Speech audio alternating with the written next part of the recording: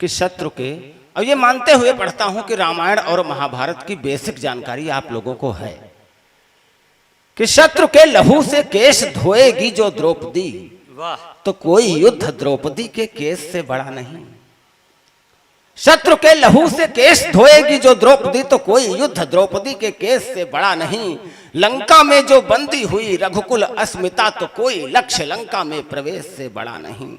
मानता हूं कुछ भी हमारे लिए गंगा गीता गाए और गायत्री गणेश से बड़ा नहीं, किंतु जब आर्त हो पुकारती हो भारती, तो कोई धर्म मेरे लिए देश से बड़ा नहीं। बहुत अच्छे, बहुत अच्छे, बहुत अच्छे। चार पंक्तियां उनको भी समर्पित करना चाहता हूं जिनके लिए देश सबसे बड़ा होता है, सबसे महान होता है। मित्रों, अपने यहाँ एक मान्यता है, जब हम अंतिम संस्कार करने जाते हैं किसी का, तो लोग वहाँ ये बात करते हैं कि जब शव आग पकड़ लेता है तो चिता से रंगीन लौ निकलने लगती है। ऐसी मान्यता है, ऐसा माना जाता है। एक सैनिक की चिता, जिसके लिए देश सबसे बड़ा होता है, उसके चिता से कैसे रंगीन लौ निकलती है, आपको पहुंचाता हूं वहां तक। चार पंक्तियों के माध्यम से सुनिएगा कि जलने लगी चिता तो निकला केसरिया रंग, जलने लगी चिता तो निकला केसरिया रंग, अंबर की ओर स्वाभिमान से चला गया। जलने लगी चिता तो निकला केसरिया रंग, अंबर की ओर स्वाभिमान से चला गया। हरा रंग निकला बिखर गई हरियाली, हरा रंग निकला बिखर गई हरियाली, वीरता का जोश लेके शान से चला गया। और श्वेत रंग निकला प्रतीक जो पवित्रता का, चक्र सीधे स्वर्ग को विमान से चला गया। और फूट फूट रोए हैं अशोक लाट वाले सिंह, सिंह आज एक हिंदुस्तान से चला गया। बहुत अच्छे, बहुत अच्छे, बहुत। एक कविता पढ़ता हूं, छोटी सी कविता है, गीतनुमा कविता है, उसे सुनिएगा। हाँ, एक कविता सुनाऊंगा उस सीरीज की भी, लेकिन इसे सुन लीजिए, ये बहुत अच्छी कविता है मेरे हिसाब से, आप उसका मूल्यांकन करेंगे। हमारे यहाँ एक परंपरा है, मंदिरों में और मज़ारों में हमें देखते हैं कि जब किसी मंदिर को हम जाते हैं तो वहाँ क्या देखते हैं कि मंदिर की दीवारों पर लोग अपनी मन्नत लिख के आ जाते हैं। कोई कुछ लिखता है, कोई कुछ लिखता है।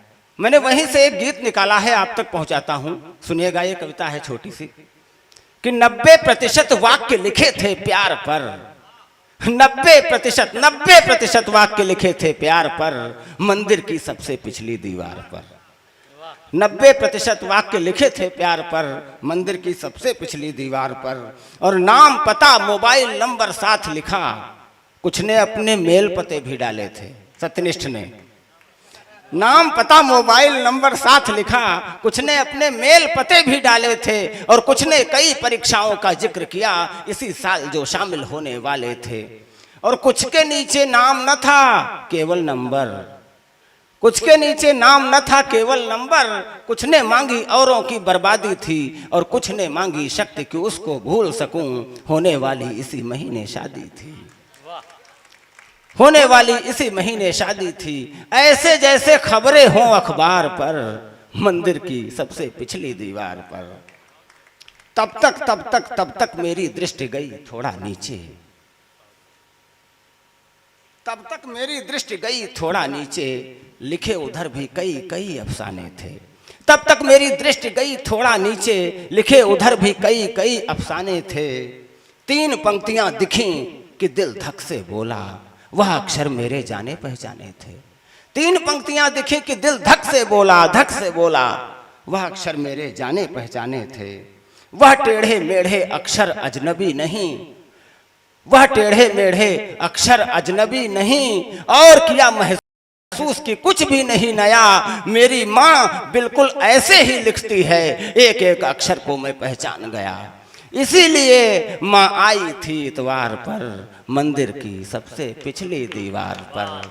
अंतिम बंद पढ़ता हूँ गीत का कि माँ ने लिखा कि मेरे बेटे लड़ते हैं, माँ ने लिखा कि मेरे बेटे लड़ते हैं। रुकवा दो प्रभु मेरे घर का बंटवारा, अगर न रोक सको तो मुझे उठा लेना, अगर न रोक सको तो मुझे उठा लेना।